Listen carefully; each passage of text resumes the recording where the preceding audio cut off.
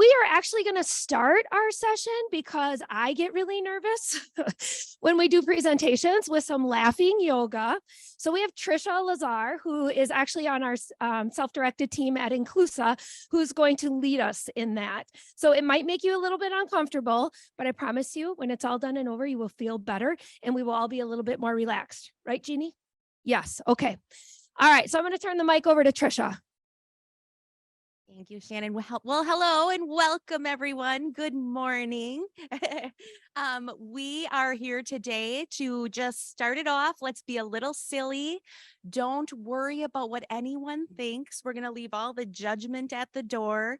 The purpose of laughing yoga is truly to help our bodies relax, to feel better, more energized. It can lower depression. It's been known to lower blood pressure.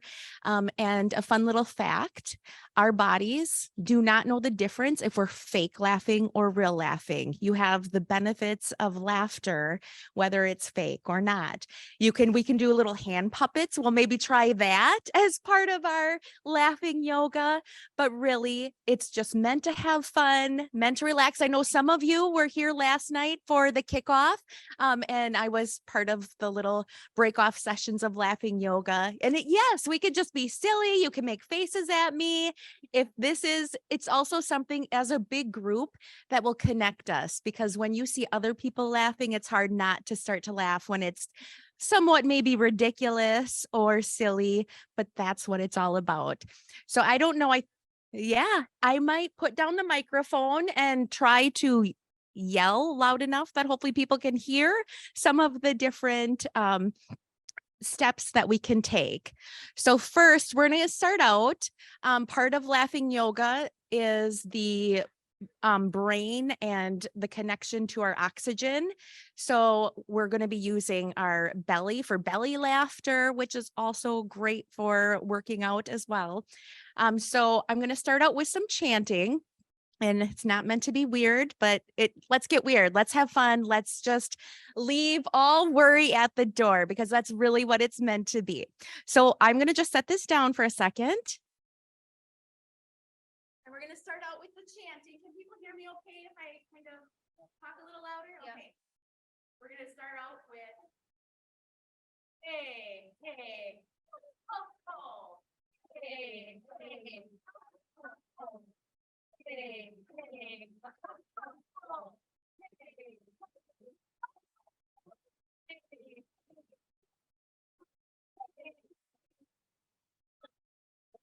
Now when we transition to the next step, we're going to go very good, yay! Very good, yay!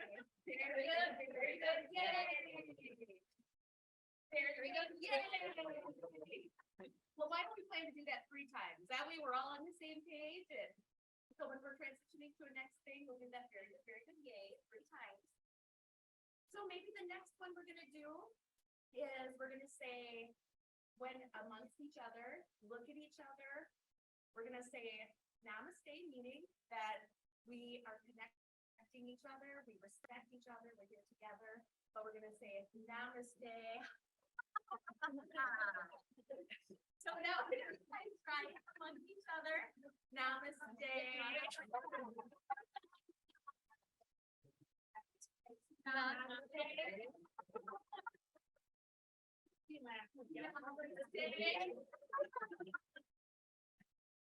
Very good, very good. Very good, very good.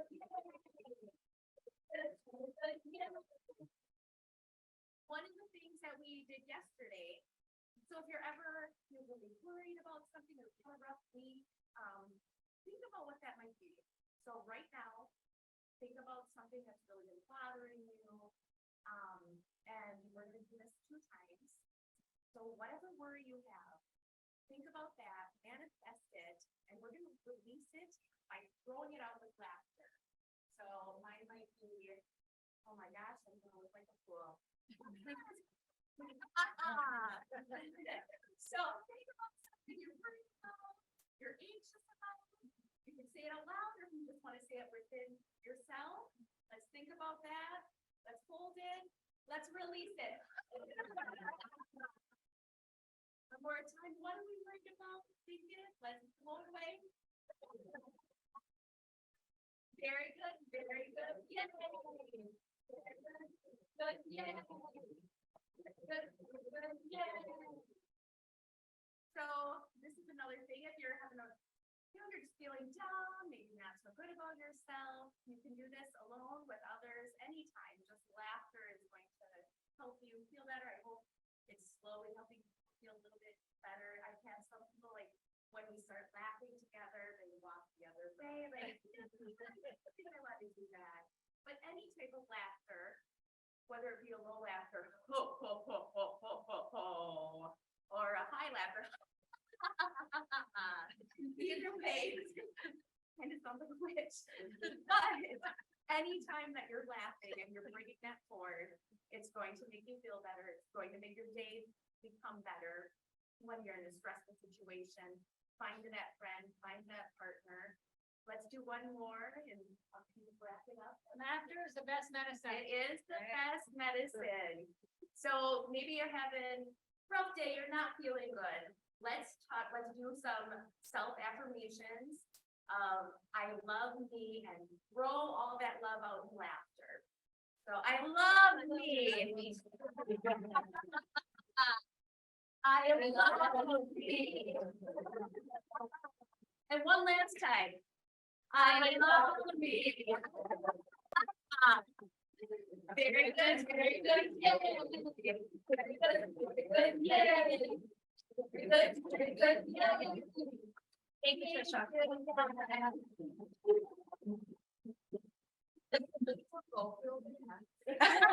Next year, Sarah, you can read that. So we're going to go ahead and get started. We had a little change in plans, which I feel like is, again, pretty typical for us. The individual that was going to present with us is not feeling well, so they are not at the conference with us, but we were able to improvise. We are resilient. So actually, one of her self-directed staff is going to help share her story, but we're going to go through some of the slides that we have first. So again, we are from Inclusa. We are one of the managed care organizations that supports people in the state of Wisconsin. Sorry, I talk really fast. So if I'm talking too fast, Nicole, tell me to slow down. I am very open to feedback, so that is good. So again, we're Inclusa. We have staff here from our self-determined team. We have a case manager here that is going to help us explain her role in what it looks like to do self-directions and support individuals. I'm a member support manager, so I support a team of case managers and nurses. One of the individuals that supported me for many years is in the room, so that makes me a little nervous. But we support, out of the team I support, we support about 300 individuals within the IDDD population, mostly in Portage County and Wapaka County.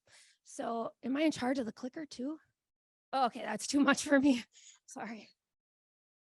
I get by with a lot of help, so.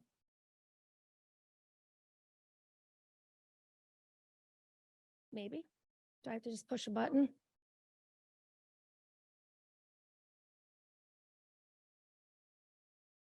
Okay, so last year when we were here at the conference, we kind of continue to hear that if you make the choice to sign up with a managed care organization, and again, there are multiple across the state, Inclusa is just one of them.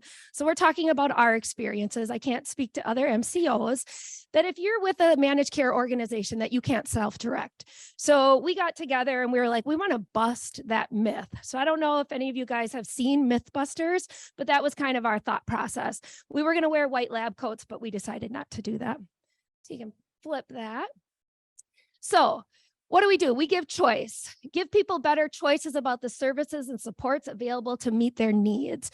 We know that people experience better outcomes when they have choices about who comes into their home to help them with their support. We know that people have better outcomes when they get to make choices about who supports them in accessing their community. I feel a lot more comfortable if my friend Penny comes in and helps me cook a meal. Anybody that knows me knows that I cannot cook at all, but I'm probably going to take direction better from her because she's going to understand my communication strengths. And I'll say strengths because I have some weaknesses too. Access. We want to improve people's access to services. Oh, you see my hand shaking? Quality, improve the overall quality of long-term care system by focusing on achieving people's health and social outcomes. So it's not just about a person's physical health. We want to make sure that people are experiencing good social outcomes, that I feel connected to my community, that I know where to go to do activities that I enjoy, and I want to be with other people that enjoy those same activities. I'll use myself as an example. I'm a very active member at our YMCA. I need movement in my life because otherwise I'm super anxious. Nicole knows this about me. So if you're looking for me and I'm not at home, it's likely I'm probably at the YMCA somewhere. And I had to have some help getting myself introduced to that. So cost effectiveness, we always want to create cost-effective long-term, we want a cost-effective long-term care system for our future. I remember hearing this story, and this is an individual that actually enrolled, and they were in our frail elderly target group. But our team, in good intentions, went in and the individual said, oh, my neighbor brings me meals. My neighbor comes over and they cook meals for me. So the team went ahead and they authorized Meals on Wheels, because then that didn't inconvenience that neighbor.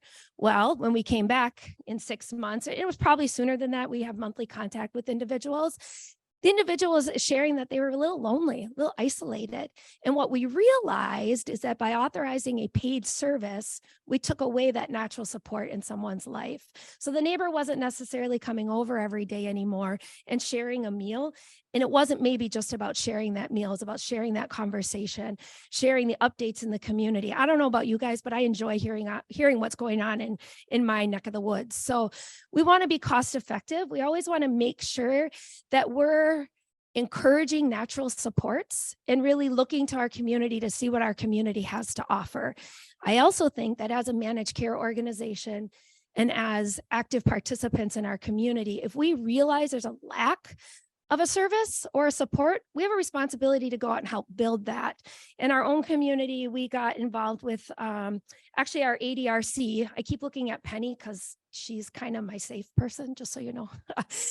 We got together with our ADRC. We realized there was a lack of support for some of our caregivers who were supporting family members who were experiencing dementia.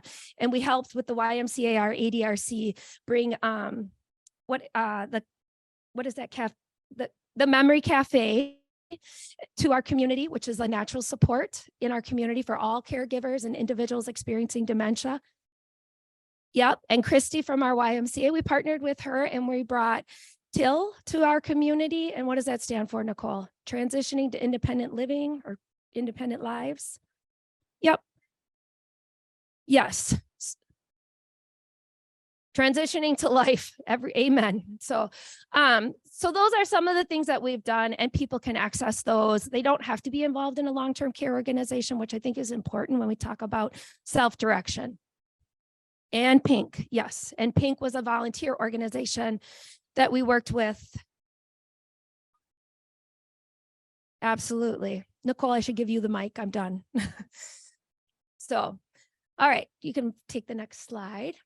So a little bit about our history. I think we started a long time ago in 2000. In Portage County, which is the county that I work in, we were one of the pilot programs. So I feel like I've kind of grown up in family care in some form and fashion. That was my first job. I worked for an organization, and I've learned a lot through that. And what we did well then, we've learned that we maybe didn't do so well. We serve about 17,000 individuals with physical and intellectual disabilities, as well as frail elders. And we're one of the contracted MCOs. And we serve about 68 counties. I believe the counties that we're not in are Dane and Milwaukee are the two big ones. Yep. Okay. Something like that. So that's our service region. I should be better. I don't know what those other little counties are on the bottom. Is that Racine and Kenosha counties maybe? Yeah, okay, maybe I'm better than I thought. So that's where we work. We typically work really hard to make sure that people have a team within their local area, just because individuals, again, I don't know, obviously, I probably don't know a lot about these southernmost counties. I'm probably not going to do the best job for somebody. So we work really hard to make sure we have local teams supporting local individuals. And again, how does this all get to self-determination? We'll talk about that. So this is who we are. Common unity is something we practice. In my world, it's not something that we just practice. It's something that we live. It's about making sure that people have access to places that they want to work, not that you're just placed somewhere and that's where you work. We do have individuals within our organization that actually self-direct their job coaches. So they've hired and work with someone that's very specific to them. One of the individuals on the team I actually support with was one of the first people in the state to do that. And we really advocated for that to happen for her. She was just way more comfortable. And again, they knew her on a level and could help her present herself really well to the organizations that she wanted to work at. She also felt very supported because she didn't want to just be placed. I don't like that word placed, whether we're talking about homes or jobs. Transportation is huge. I don't know if anybody else in their community has issues with transportation. We do in ours. So, yep, someone else back there raised their hand. So making sure that people have access to their communities, access to the social things that they want to do. My eyes are really bad. I can't even read the circles anymore. But I feel like common unity is something that we live. That's actually a term. I think that's, what do we call that? That we, say it louder, Joe? We trademarked it, yes. But we did that long before it was trademarked. It's who we are. All right, next slide. Self-determination. So what does this mean for individuals? It means I live the life that I choose. It doesn't mean that my case manager comes in and tells me that this is what I'm going to do. This is who's going to provide supports to you. We have people that they pick and choose parts of their plan that they want to self-direct. So some people will pick and choose. I want to self-direct my supportive home care workers. I want to choose who comes into my home and provides that. And maybe I want my mom or dad to do that, but maybe I don't. Maybe I would rather have a really close friend of mine that I've shared a lot with to come in and provide that support to me. I want to have relationships in my community. I get to choose who I hang out with and what I do. And yes, that includes taking risk.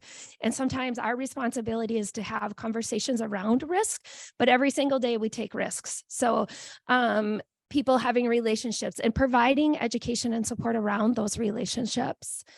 I want to feel like I belong. When I go somewhere, I want to, and I'm not there. Like I always say, you belong when you're missed. When you're not sitting at the coffee table in the morning and someone's like, gosh, where's Smitty today?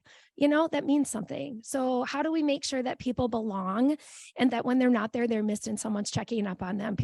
We tracked down a guy one time at a nursing home because he hadn't been at the coffee table for 2 days. And we tracked him down and we kind of found out what happened. But if he were just shut away somewhere, no one would have known, we wouldn't have been able to figure that out. And he was just a community member, not involved in long-term care. I want to work and I want to contribute. What does work look like to you? Where do you want to find that? What do you want to contribute? Some people want to volunteer at the Humane Society. I don't know that I could do that. My heart would break every day. I'd take all the animals home. Maybe I want to volunteer. We've done some races, right, Nicole? We did the mental health, the NAMI walk, where we help make sure people knew where to turn around so they didn't end up doing a 10-mile run instead of a 5-mile. Yep, the Walk for Hope, that's what it's called. You got it. We did the Family Crisis Center. Yep. So we were giving back to our community in ways that we felt comfortable doing that.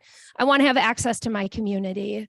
So sometimes people have individuals in their lives that we have people that self-direct their own transportation. I don't know if people ever think about that, but we have people that have a neighbor that's willing to drive them back and forth to work, and we're able to provide them some mileage. Now, we also have individuals that work at the same places as their neighbor, so they just hitch a ride, the same as I hitch a ride with someone when I don't have a car because my teenager has it. I want to have meaningful connections. So again, who do I want to hang out with? Where do I want to go? Maybe I want to go to the YMCA dance where our DJ buffet is doing that and go party all night. So where do I feel connected? And how do I build new connections, right? The person I am today is not the person I was 20 years ago. And I think Brian did a great job of talking about that. I'm valued. So I have things that I can give to the community. I choose where I want to live. This is huge. That is so big right now. I know there's some individuals in here, and we're really advocating to make sure that everybody has the same opportunities on where they live, and making sure that there's education and advocacy around including everyone in the conversations that are happening in our community. And that is something that people can self-direct as well. We have individuals that maybe their needs are such that they would live in an owner-occupied adult family home, right? We don't talk a lot about adult family homes at this particular conference, but there are individuals that's where they feel like their needs are best met. However, maybe they don't want to live in the ones that we've got certified. So they found a family that they want to go learn skills with and feel comfortable with. And we're able to work out a budget so that people can go and live in that adult. It's not an adult family home. It's living with someone else, and they're providing for their supports and needs. And they're also contributing, right? So it goes back and forth. So choosing where I want to live. I'm responsible. I have responsibilities. I have responsibilities in my home, in my community, and I am a citizen. I'm a full citizen. I have the right to vote. I have the right to do those things. Any questions? Okay. All right.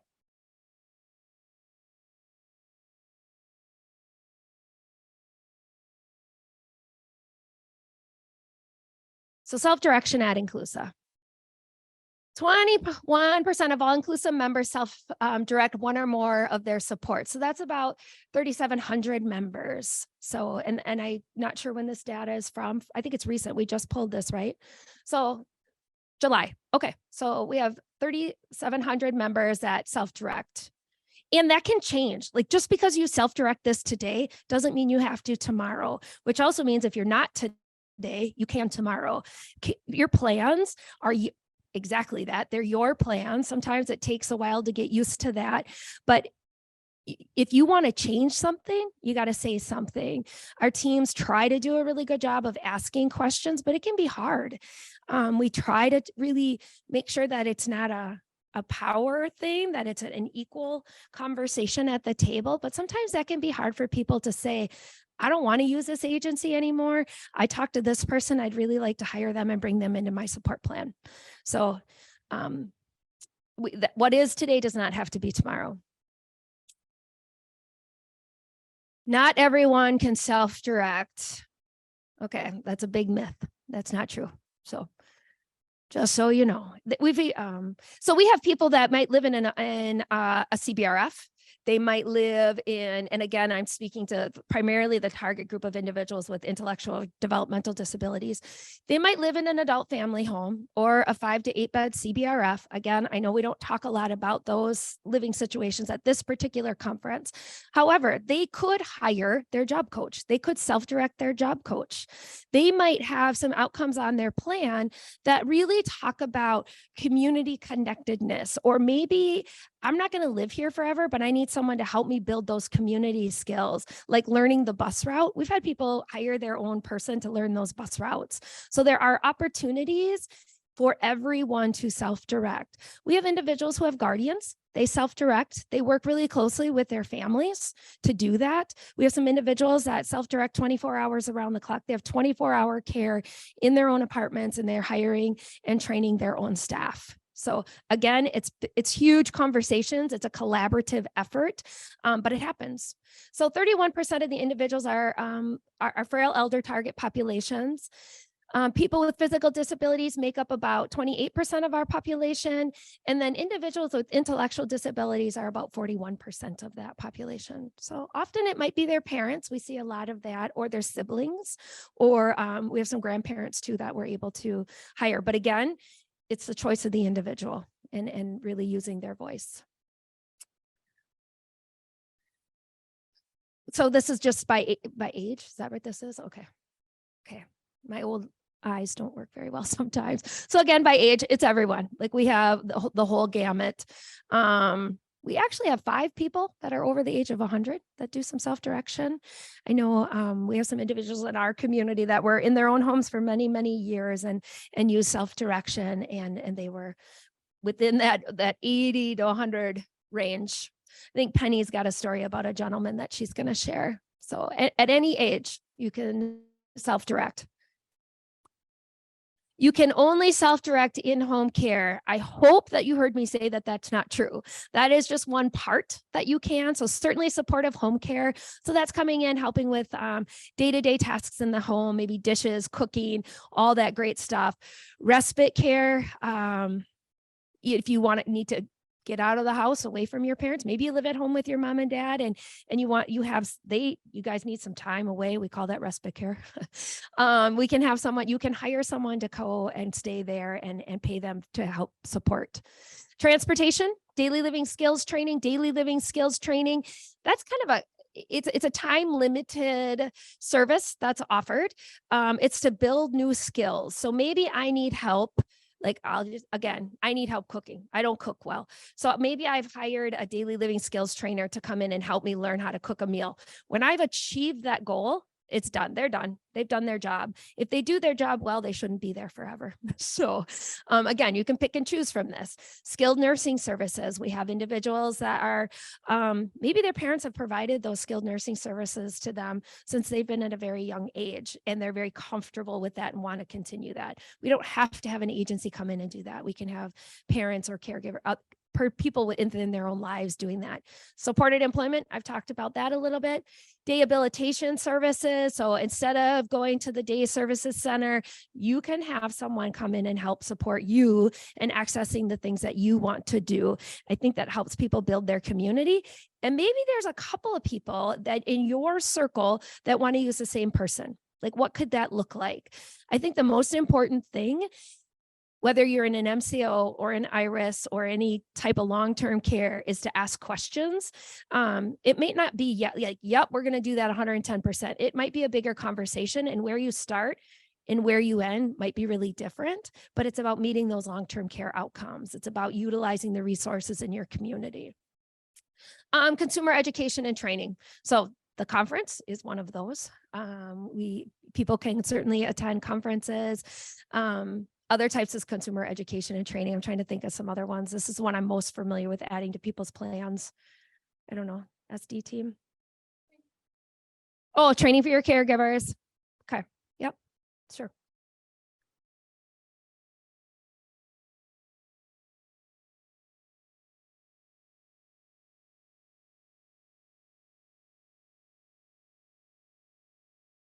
And we have had people, I'm maybe not supposed to say this, that's why I stay away from, so they can't take the mic from me.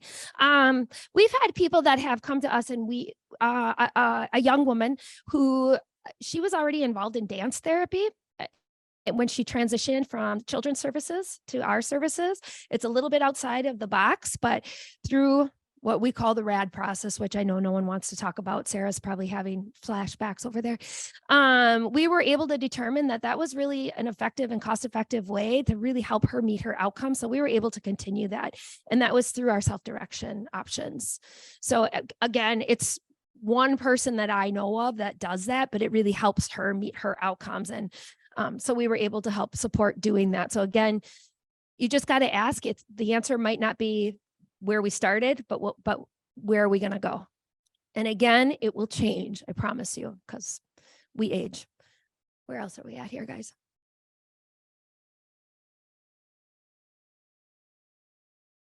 Yes.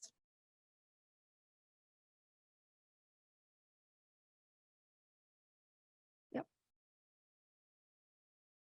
So Penny, this is where you're going to kind of help me out here.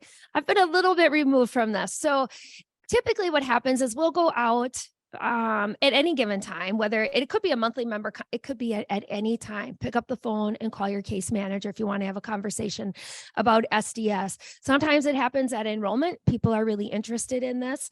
Sometimes it happens at an annual review, but we all have a role in how we in self-direction. So typically an individual and or their family will make a request. Should I walk over there, Penny? I know you got a bad hoof. Do you want to talk about it? Sure, you can. Okay. So I typically work with the population with physically disabled and elderly. However, I do have some individuals with developmental disabilities as well and intellectual disabilities. So we have a varying role. Typically when our member decides, or we decide with them that they would need or like some in-home care, possibly. A lot of times, like Shannon said, it's easier to have somebody come in and help you if you feel more comfortable. Some people say, no, I want somebody I don't even know, because I just want to break that connection. So, and I'm going to just tell a couple stories. I have two different individuals that I've worked with. I've been at Inclusive for almost 19 years, and a couple different situations. One was a gentleman that was referred to our program, and he was in his early 50s, has a traumatic brain injury since his early 20s. And he'll say he was a lifer at the University of Stevens Point, never graduated, but went about 7 years. Very, very smart individual, had a motorcycle accident, and that kind of changed things for him for a while. He started living out in the country. One of his professors had owned some land, and there was kind of I guess you would call it like a hunting shack that he said, hey, can I live here and I'll take care of your property and that kind of thing. And the professor said, sure. So he started to live out there in his early 20s. And when we met him, when he came onto our program, again, he was about 50-ish, and he had been living there for quite some time. The brain injury was causing seizures. His lifestyle and activities of his choice were making those seizures more prevalent and becoming a little bit more debilitating for him. So we had met with him, and he had no running water. He had a wood stove, and on his good days, and when he wasn't using different substances, he would be good. And the days he did weren't always so good. When it got really cold, he would forget to stock the stove with wood. And so, one night or one morning he woke up and he said, I noticed my dog's water dish was frozen. And we said, well, that's not very good for you, because you're living here too. Not only is the dog freezing and the water's frozen, but which then ended up, he was in the hospital, ended up getting all of his toes amputated on one foot from frostbite. So he did not want to leave this environment, because that's all he knew. For 25 years, he has lived on his own. He had an outhouse. There was a well outside he would get water from. So he was pretty set in his ways, and there was nothing we were going to do to change his life in that situation. So we tried to figure out a way to make things work for him, and we knew we needed to get him a little bit more assistance. But we tread very slowly and carefully, because we knew that if we went too much, too far, too fast, he was done. And he didn't want to take seizure medication, because he was told that if he ever missed the medication, the seizures would for sure happen. So he said, why should I take it? Because if I forget it, then I'm going to have a seizure right away. So there was a lot of, miscommunication. He didn't have a lot of advocates for him to kind of help him out. So we got him. And once he was on our program, he was then eligible for Medicaid, which was paying for his medication. So he realized, oh, well, now I can always afford my medication, so maybe I should start taking it. So that was great. He was doing really well out in his own element. And one day I got a call that he had a fire in his shack. And it turns out he started his own home on fire, but he didn't remember why or what happened. He was under the influence of, I'm not even sure what, but things changed for him real quick, and he had no place to live. So he was in our hospital in the mental health unit for a couple days. Not quite sure what he was going to do at that point. Didn't have a place to go live. So he said, no, I don't want to go to anywhere. So, well, we could get you into the shelter, the Salvation Army. No. Well, he did go for a night. And the next day, a friend came and picked him up and took him back out to the land where he lived. And he saw his home, everything that he had put into it. And he's very talented, very creative. His whole shack, the whole outside of it, was all super old, rusty tools that he has found over the years and hung up strategically. And I wish I had a picture to show, because it's amazing. And now he's living somewhere else where he's got even more. But so he went there and he saw all of his stuff, and a lot of it was burnt. Of course, the tools were still there because those don't burn, but anything he had of value was gone. The dog was not gone. The dog was safe. Actually ended up in the shelter and was adopted out. But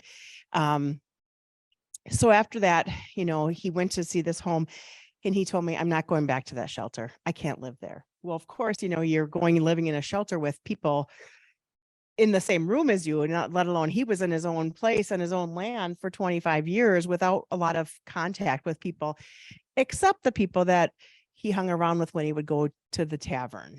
That was a couple of miles away. And he did have a vehicle that he drove, didn't have a license, but you do what you do. So there was a young couple that knew him very well, and they owned an establishment that he liked to hang out at.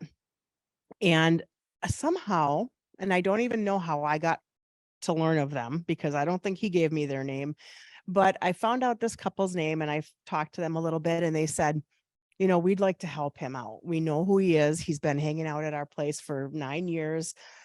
We'd like to be able to help if we can. And I said, well, if he's willing, we could do self-directed supports. And he kind of needed a little bit of some daily living skills, I guess you would call it, because even though he lived on his own, he wasn't always doing things probably the way you and I would do them, and maybe need a little bit of assistance. And so he was very agreeable because he knew this couple. They were a younger couple. They were very good to him. So he felt like, yeah, they're my friends and they're going to help me. And I said, this is a win-win because we have the ability to pay them to help him. Well, then they approached me and they said, we're going to buy a home in the town about a few miles away from where he was living, and we're willing to rent it. And I said, he has no income because he was not getting any kind of disability at this point either. So he had no income.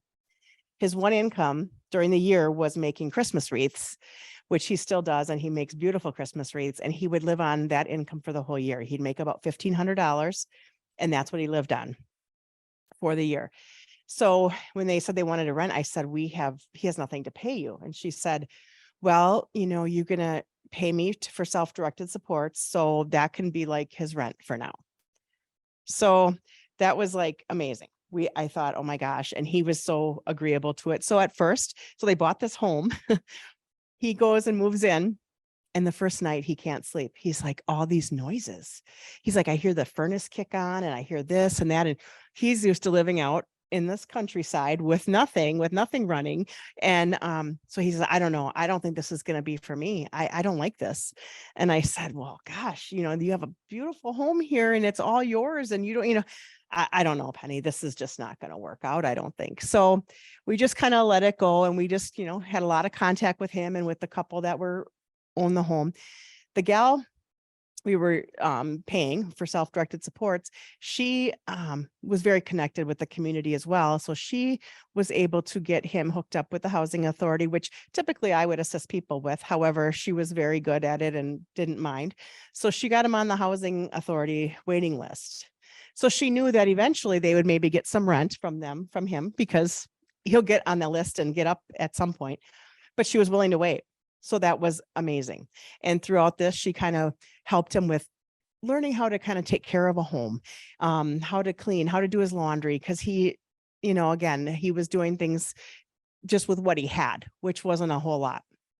So as time went by and then he started to take his medication, he did end up in an accident, having a seizure, and it was not good.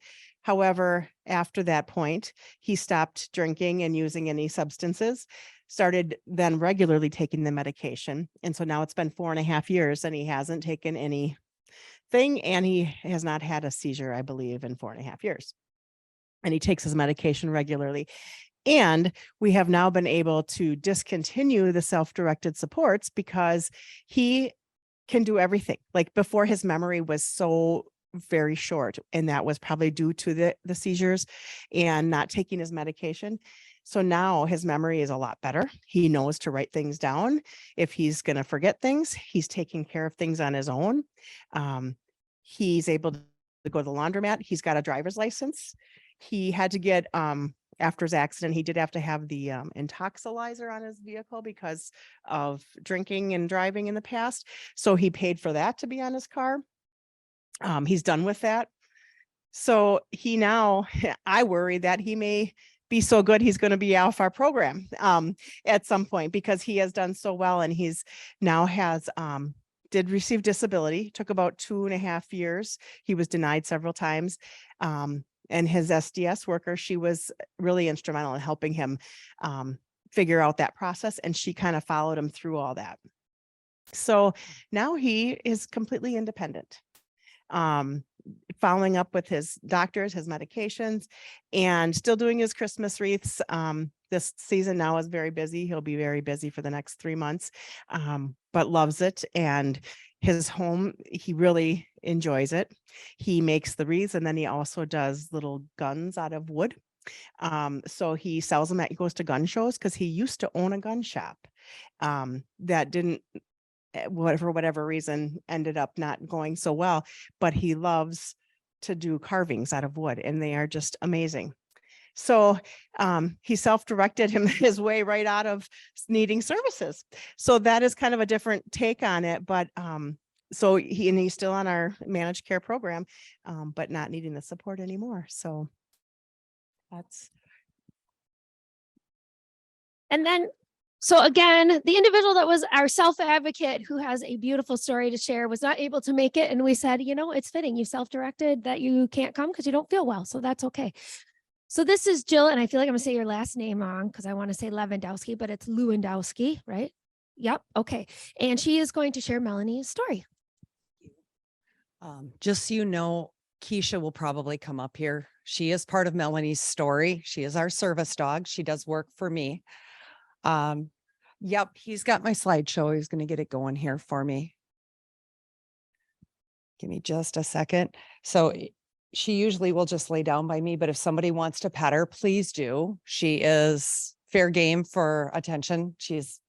Without Melanie here, she doesn't actually have a job to do today. So her job is to say hi to everyone in the world. But she just enjoys being around people. And I knew if I left her back there, she wouldn't stay anyway.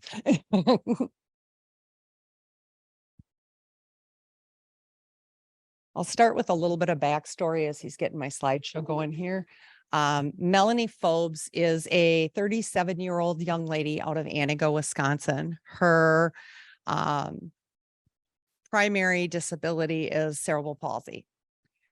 She walks on her wrists and her knees when she's around her home, and she uses a motorized wheelchair when she's out and about. I met Melanie about 7 or 8 months ago. We were brought into Melanie's program because she was not getting the caregiving that she wanted. I am an agency. She had other agencies, but they weren't meeting her needs. So just an example of how self-direction can kind of be different as it goes.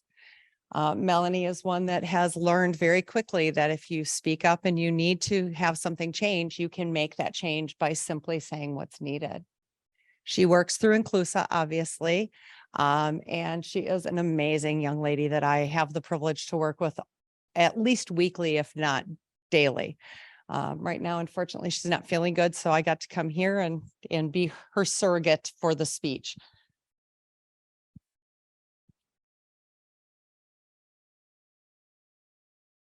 I think she's messing with me. I really do. I think she's the reason this isn't working.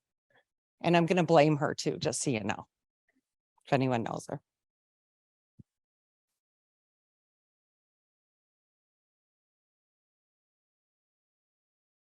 Just so you know, after we're done hearing about Melanie's story, we're going to play bingo, and we have prizes up here, and then she's going to have prizes for everything you want. So stick around. It's a different form of bingo, but we're going to have fun.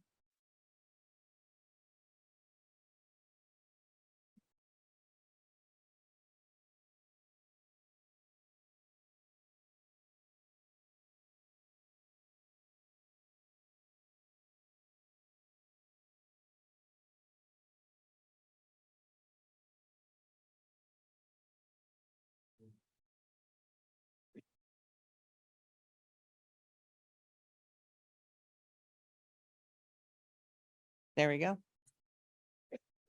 All right. Yeah, then I can just skip ahead as I need to.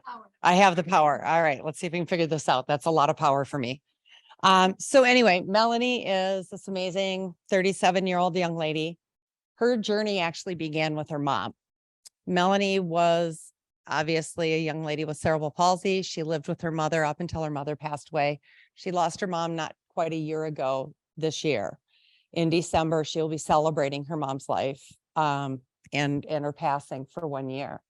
When Melanie was being raised, she was taught to do for herself, to be for herself, to not let anything get in her way. And Melanie has done that to a T. Melanie eats face to plate, meaning that instead of having to have someone feed her because of the spasticity in her arms, she actually sits on her hands and knees with a tray in front of her, with her plate in front of her, and eats because she didn't want to have to rely on someone to hand feed her. She has modified commodes in her home that are low enough for her to get on and off because she didn't want somebody having to take her to the bathroom and help her get on and off the toilet. So they cut the legs off the commodes and made them the right height, and she gets up and down on her own. We are in there twice a day. She lives independently in her own home right now. And I am in her home, or my company is in her home twice a day. We go in the morning. The things she can't do for herself are brush her teeth, wash her face, although she washes her face pretty well. We do help with getting the crusties out of the corners of the eyes because, you know, the spasticity is a little tough for her. And we make sure she gets her meals and her meds. Other than that, Melanie is independent. With that said, this is kind of the beginning of the journey for Melanie. She started with being very actively involved in Special Olympics. She is now working as a teacher's aide at North Elementary in our little town. She works one afternoon a week as a teacher's aide in the PE program, and she promotes Special Olympics, and she works with the students to understand why she's in a wheelchair, what that means, and how that works. And she is phenomenal at it. She goes around to the other buildings and shares her disability and shares her independence. And the fact that even though she's in the chair, she has trouble speaking clearly, she's still doing it all by herself, and she's more than proud to tell everybody that. In addition to the things that she chose to do, she was approached to become an Athlete Leadership Council member for Special Olympics by our local community and applied for it and received the position. And she just completed a training at a campground in Land O'Lakes, which is in the Northwoods of nothing in Wisconsin. And this is one of the examples of Mel said, I want to get on a boat. So Mel actually got out on a speedboat. In addition to that, Melanie has never been in a kayak and always kind of thought she wanted to. So we managed to get her in a kayak going out in the lake in a 2-person kayak, kayaking with one other person and no support. Melanie never thought she could do that in the world. And she said it's because of the fact that her inclusive staff have put in place the people to help her get to what she wants to do, that she's been able to make these dreams reality. Being self-directed means that she gets to pick the program she wants to be involved with. She gets to tell us what she wants to do. Now, I am her home care agency manager. I am the owner of our agency. However, I don't own much of anything when it comes to Mel. Mel tells me what to do, and my job is to figure out how to make it happen. And that is really where this comes in. Part of that comes with Melanie has a dog that she's had for 16 years. She's not able to travel with her any longer.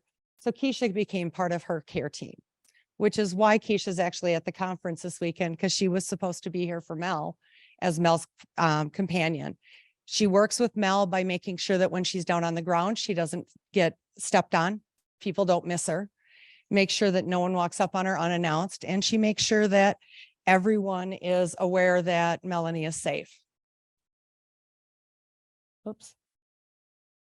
Just a couple more pictures of her at this treatment or at this retreat and training. She managed to get through everything. They did some in-person interviews that she was part of. They got out on the lake.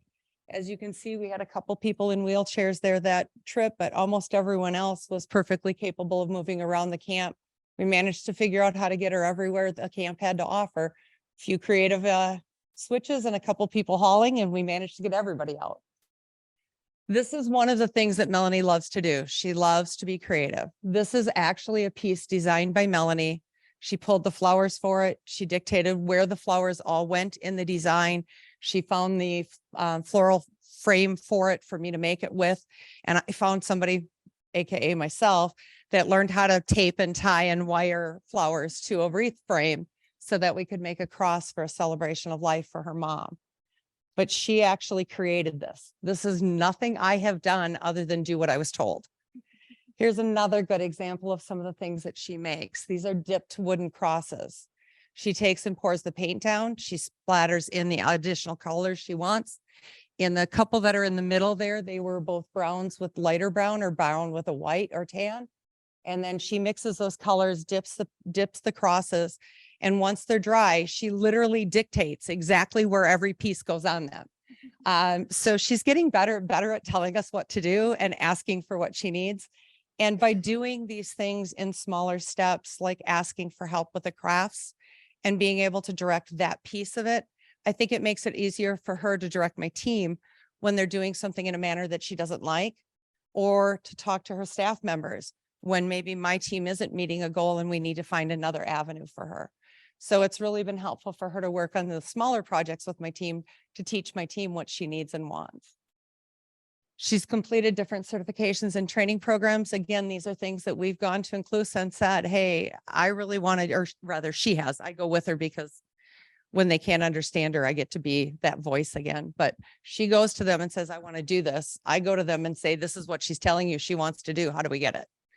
And generally, it's like you say, a conversation. It may not be today, it may not be tomorrow, but we get her there.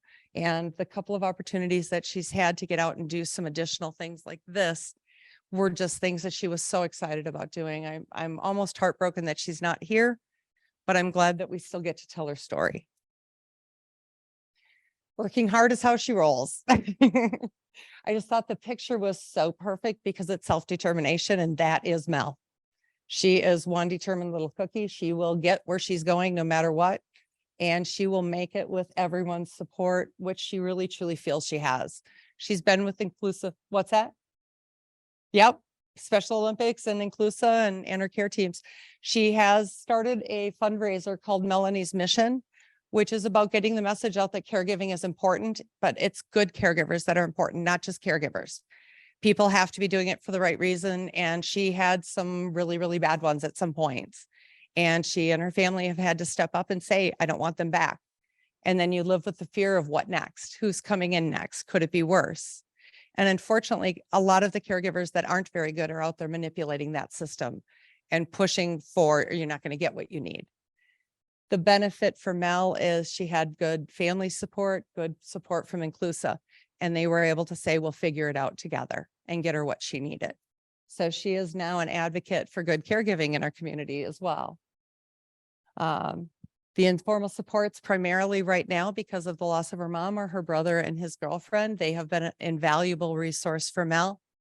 From there, she also has her Inclusa staff member and a dinosaur that showed up one day. I don't know how that happened. And then from there, she's also worked with getting the right caregivers. She's been able to talk about the problems they had. She's been able to talk about this personality and I aren't getting along. I don't want that person back for this, but they can come back for that. I don't want that person helping me shower, but this person's really good at it. Can we get her more often? So Mel is really learning in a year's time to be her own advocate, as well as to be her own spokesperson. But more importantly, she's learning to be self-determined. She works with them to get us on board, to get the right help, and that extra support is keeping her needs all met at this time. Hopefully we can manage to continue that. This summer, she had a few goals. She wanted to get to the fair. She has never seen live animals, at least not a lot of them. She has a dog. She knows cats. She's seen a few other things. She's never seen a cow up front and in person. She's never seen a chicken. She not only got to see a chicken, she got to hold a chicken and pet it. And it was a very friendly chicken. I did not know that chickens could be quite so friendly. She really enjoyed it. And she got to participate in her 4th of July parade this year, which was amazing. She had her own coach and her own carriage that took her out, and she had a phenomenal time. Any questions for me on Mel. Oh, absolutely.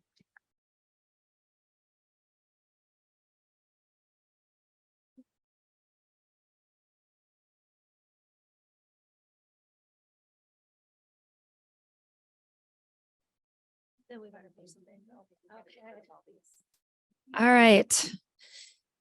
Thank you again for sharing Mel's story. That was the first time I had heard her story. It's just, I think they always kind of touch in all the feels. So we're gonna play bingo now. So you have your bingo cards in front of you. It's a little bit different. It is words associated with self-direction. Some words that give us the cringes sometimes, like EVV and fiscal agent, but those are all good things that we have. So we're going to call them out. There's going to be a wheel. Are you getting the wheel up on? Oh, it can't go on the screen. Can we switch back to our PowerPoint? Sorry. We'll give you one of Brian Kenny's thumbs up awards for helping us so much today.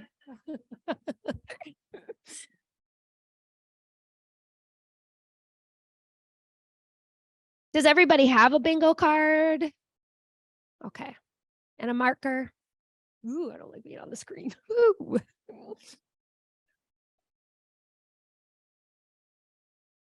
So if you want, we can add a twist to bingo, because why not? I think everybody likes a chance of talking to a mic. If when you get bingo, if you want to share something that you maybe self-direct in your own life or something that you think you might want to, you can certainly share that. I think we all learn from each other and the stories that we hear. When Penny shared her gentleman's story, I have it in my brain. I need to go buy a Christmas wreath from him. He does a fantastic job. Penny usually has one and shows it off in our office. And they're actually really reasonably priced, and I am all about supporting local. So are we ready? We're almost ready. Okay.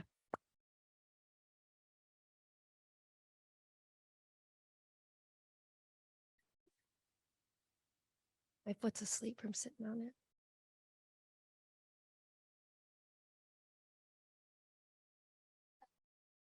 It looks like a line. Do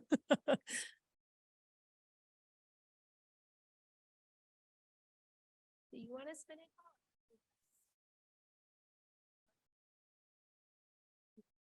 Okay, I guess I'll call. Okay. Okay. Is everybody ready? First spin.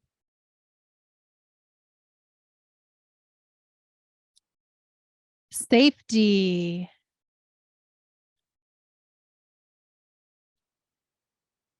We good? Safety.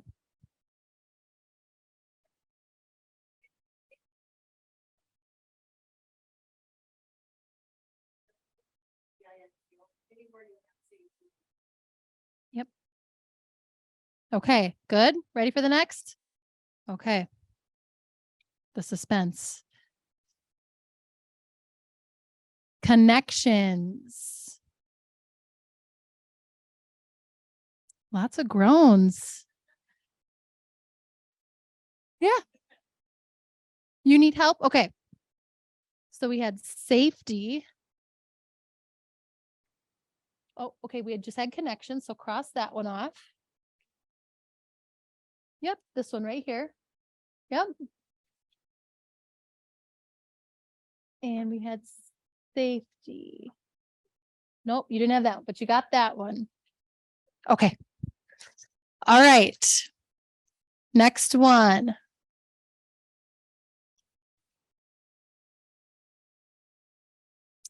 Connections again. We'll respin.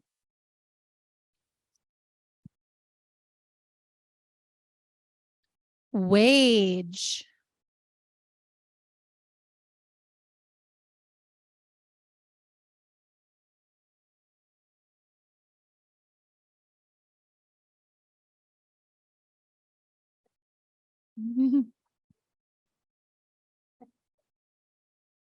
Okay. Next one. SDS.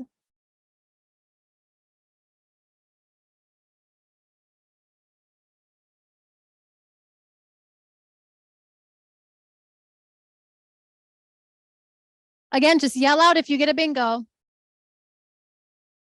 Did you get one already?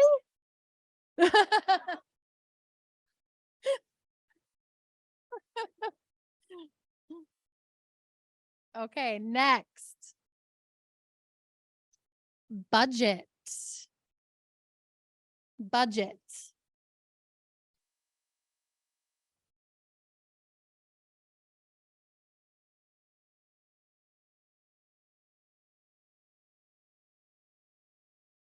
You got it now? Okay.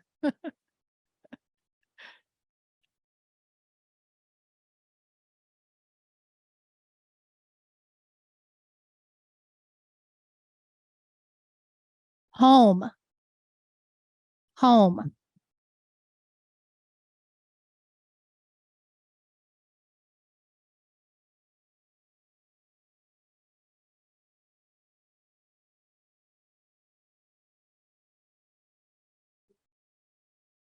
Did you get bingo? Oh, well, you're lucky then.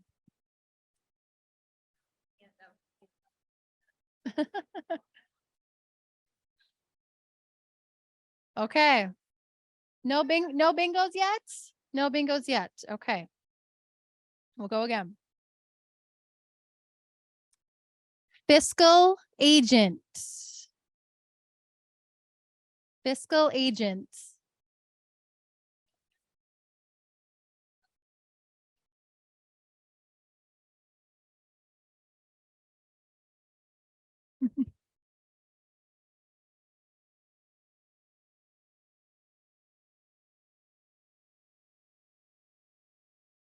Interview. Interview.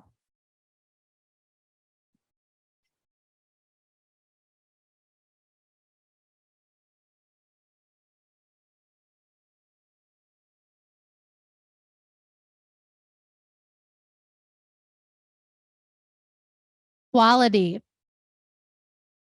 Quality.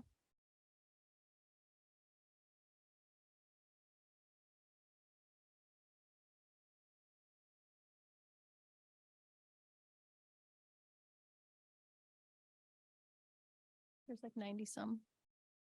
Oh, we'll spin again. Hold on. You needed that one. You let's go with hire. Who do you hire?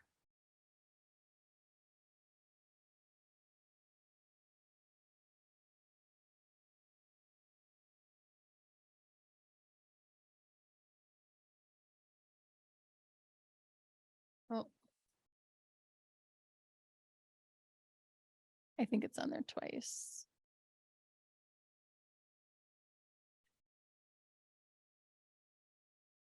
Chores. Chores.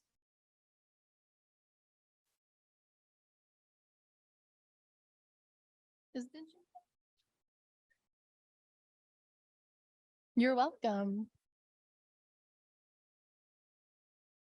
I feel a bingo's gonna come on after shopping. I watch a lot of Game Show Network. Yeah, I have a friend. All right. Nothing yet? How about MCO?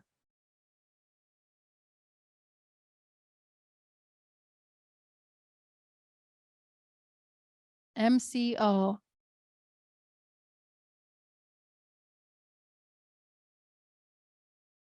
Cleaning. Cleaning.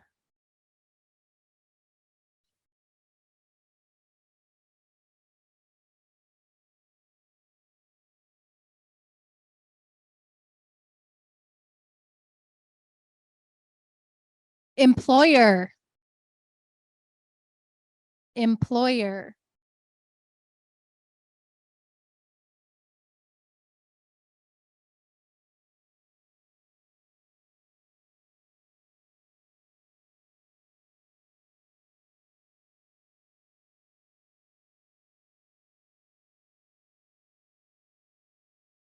We had quality already. Yep. Quality is important, but we already had it, so we're spinning again.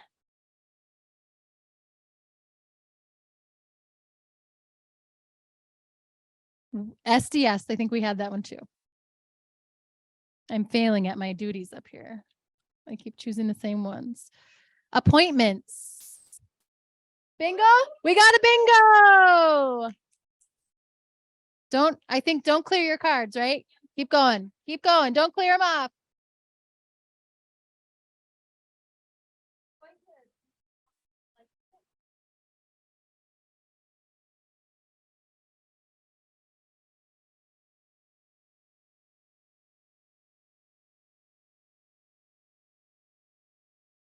Okay, well, he's choosing his prize. We'll keep going. Oh, we had chores already. Maybe I should have removed some stuff. We had home.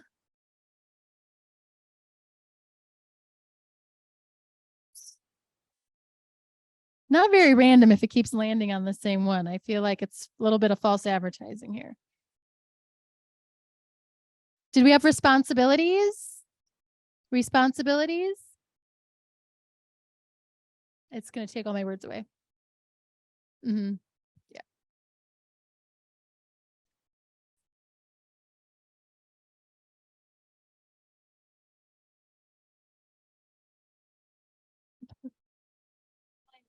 Employment, co-employment.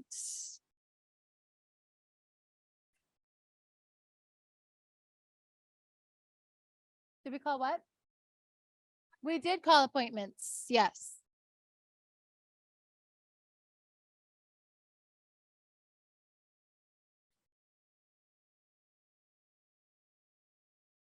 Trust.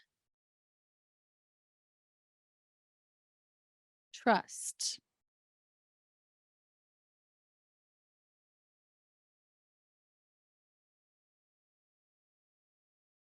We had safety, I think. Do you want? Okay. Timesheets. I'm just going to go down the list. I'm just going to go down the list. What? Okay. Paperwork. Bingo!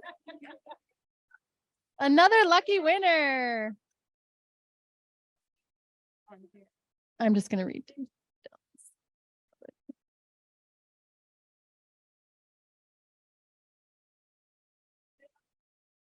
All right, don't clear them. We'll keep going.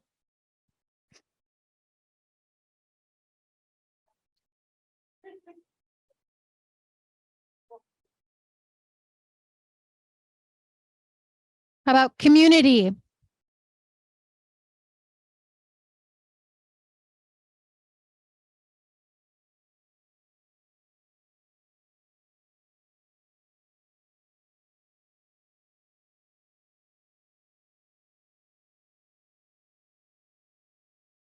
Connections. I don't know if we had connections yet. Do we have connections?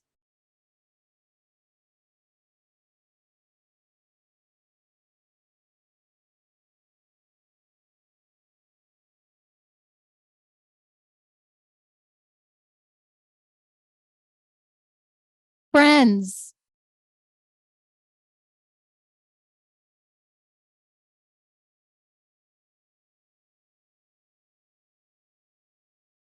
Oh, well, because I've been taking them off as we've been calling them. So then we shouldn't have duplicates is what I'm doing.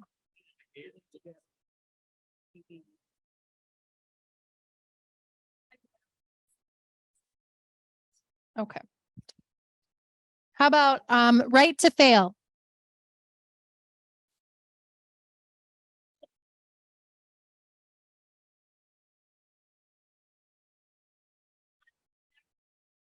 Do we have another bingo?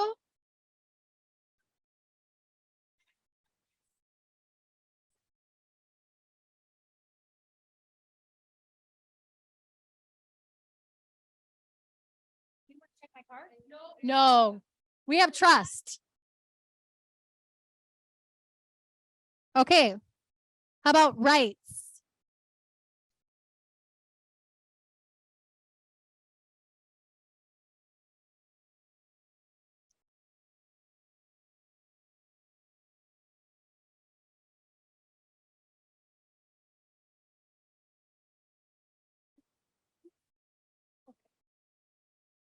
Freedom.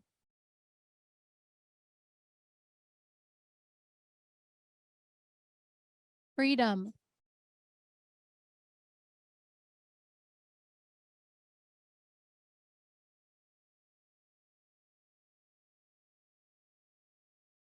Confidentiality.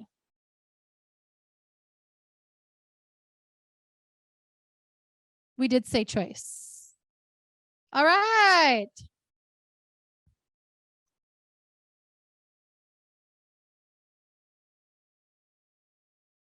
How about natural supports?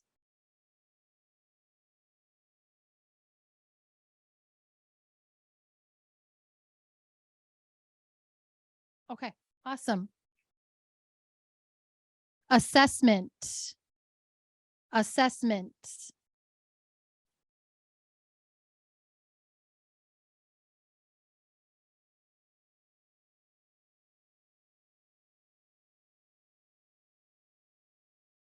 EVV. Oh. EVV.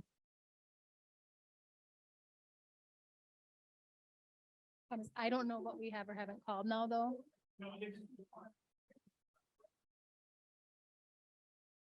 Control. I don't know why they gave me control. Expectations. Expectation.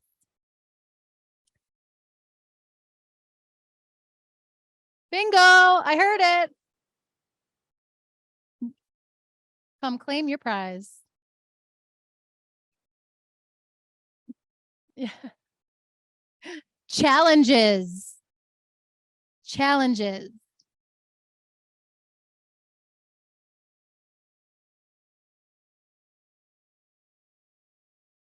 How about payroll? Everybody's favorite Friday. Payroll. All right, another one.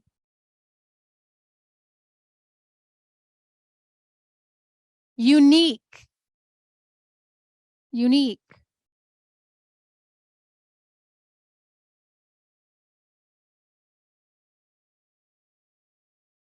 Background check. Background check. Did you get bingo too? The family that plays bingo together stays together, so that's good. I was just, okay. Conflict of interest. Another? All right. Conflict of interest. Okay. Flexibility.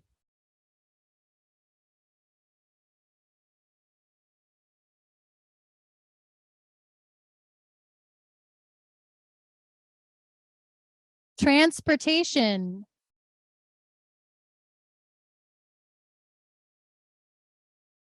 All right. Services. Services.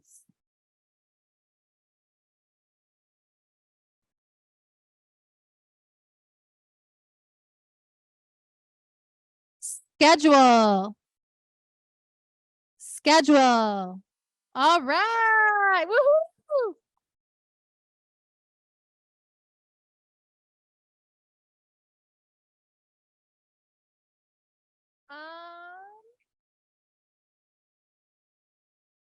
I don't think we did. Self-determined. Just not as hot. What? Yeah, that Couldn't have that on public television. Authorization. Authorization.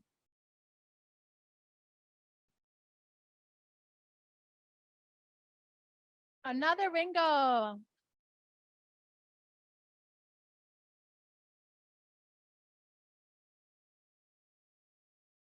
Woohoo! All right, hi. Daily living skills.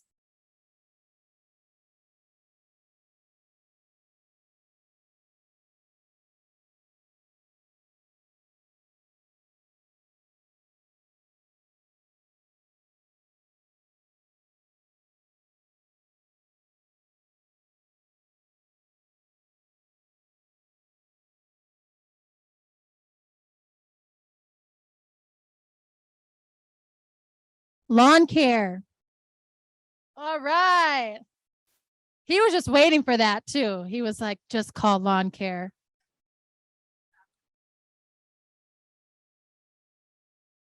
How about bathing? Bathing.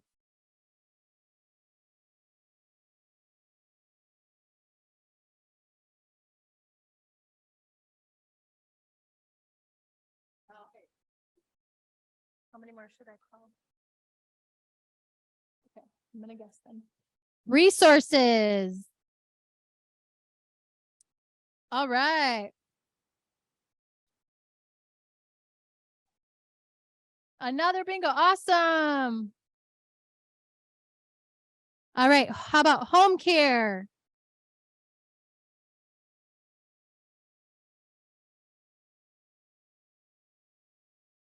All right.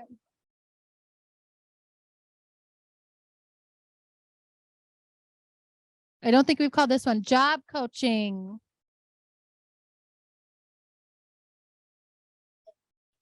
All right.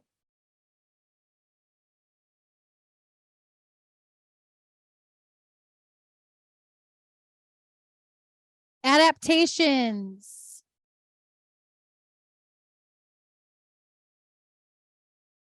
All right.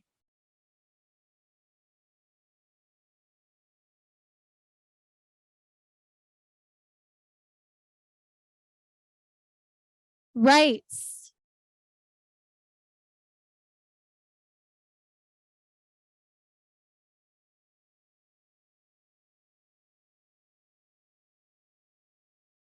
What one? Recruitment. Woohoo! Bingo. Another bingo in the back.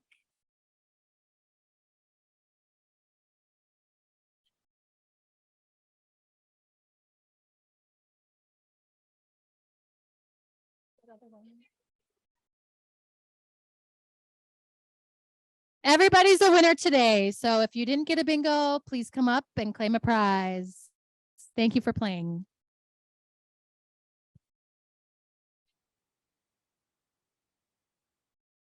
Next time I'll wear Sparky.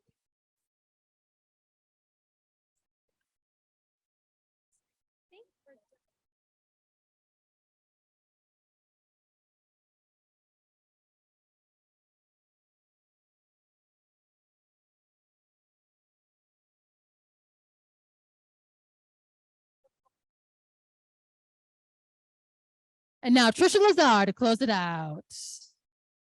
Ouch, ouch, ouch, ouch. Oh, it's because we're done.